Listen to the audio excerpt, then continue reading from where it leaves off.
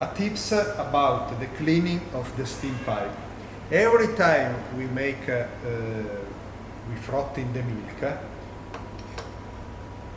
the pipe have some residual milk. So every time we finish, we need to a map, clean,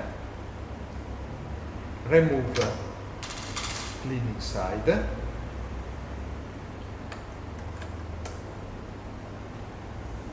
make some steam to clean the inner.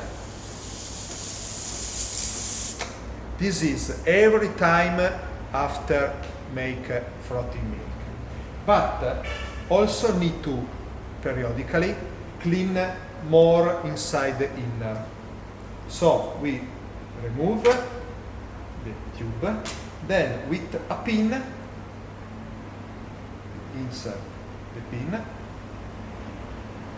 and clean the hole. Okay? In this way we are sure that no any residual. Then assemble it again.